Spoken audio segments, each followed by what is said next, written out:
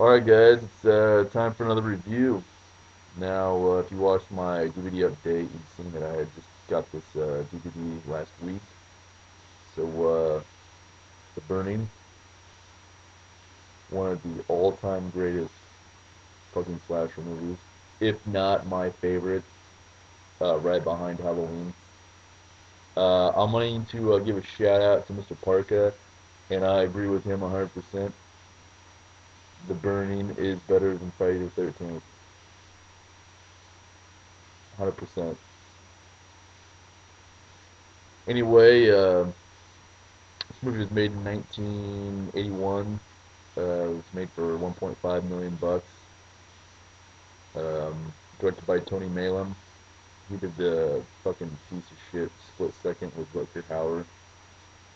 And surprisingly, this got some pretty great cast members in it. I'd have to say a lot better than Friday the 13th.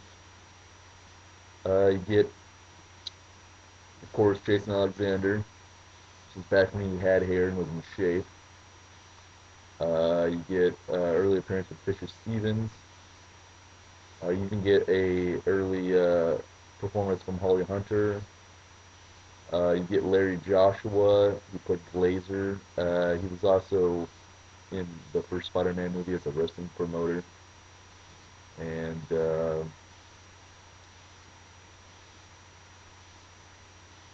Tom fucking Savini makes effects.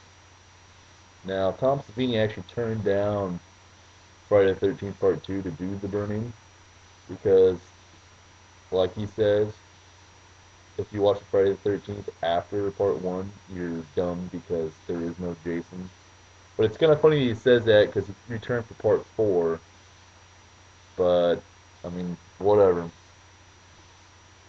So, story starts off, it's like group of five kids at a summer camp are plotting together to do this prank on a camp caretaker. His name's Cropsy. So they end up devising this plan to scare the shit out of him, and plan goes wrong, and Cropsy ends up catching on fire. And flash forward, I think it's 5 years later, and another group of kids at a summer camp, and they're getting picked off one by one, and that is the whole fucking story, right there. I like the movie. I don't know if you guys watch my other videos. I like simple stories. Simple story right here. Well written. Um, for you that don't know, this was Miramax's first motion picture with the Weinstein brothers.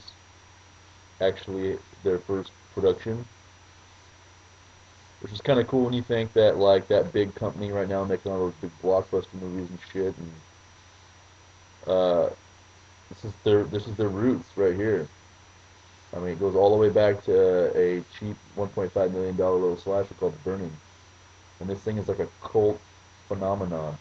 Now, the thing that I don't like, for one, is this damn fucking DVD art. I don't understand why they couldn't have released this with the cool poster from 1981. I mean, look at that. It looks like a fucking Freddy Krueger cheap ass computer animated album art. Look at that. It just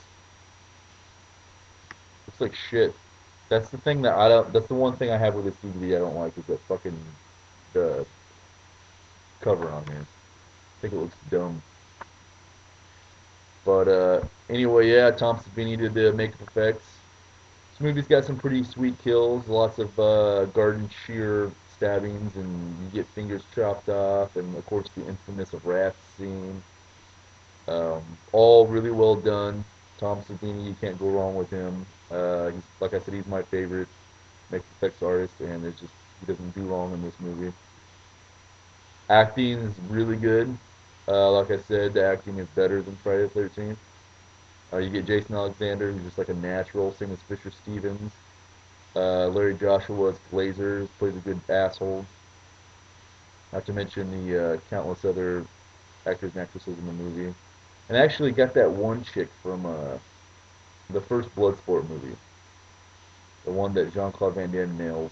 and she's like a reporter in that movie. She's in this movie too.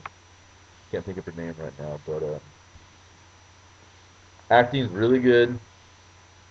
Effects are really good. The directing is really good, surprisingly. And I know that Tony Maylam, for most of the scenes with Cropsey, especially the murder scenes, he wore the outfit and portrayed Cropsey just because the actor that was doing it couldn't get the garden shears up high enough or some shit. And he just didn't like the way it was done, so he decided to do it himself. Which, I mean, good way of doing it, I guess. Um, Overall story is just really fucking. I mean, it's good, good pace, fast pace. This movie's not really boring at all. Some slash movies are considered to be boring.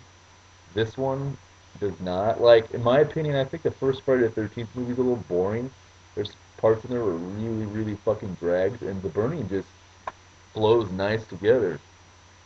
Now, another little piece of trivia: this and the slasher movie Madman were being made at the same time, and that movie as well had the idea of having the Cropsey killer, and then the production of that movie found out that the Weinstein brothers were making The Burning. They had to kind of change the story a little bit, and they came up with Madman, which I have unfortunately not seen Madman, but um, I'd like to check that one out too, because I hear it's classic. But yeah, this movie fucking kicks ass. I mean, there's not much more I'm gonna say about it. If you haven't seen The Burning, I honestly, seriously fucking recommend it. You will not be disappointed. If you're a slasher movie fan, if you're a horror movie fan in general, you just really can't do any fucking better. The DVD I have here is the MGM uh, release they did. I think what they did this in 2007, and there is some special features on it. You get audio commentary and Blood and Fire Memories, which is just like a 20-minute interview with Tom Savini, and he talks about the production, and he's got some photos and stuff from the movie, and it's pretty interesting hearing him talk about it. And I've yet to watch this with a commentary on, but I mean, picture sound quality is really nice. Just the one thing that really pisses me off is that fucking album, that cover art. It's just fucking retarded. I just they could have done a way better job. But yeah, Burning 5 out of 5 fuck yous from me. Check out my other fucking reviews, guys. They fucking brutal.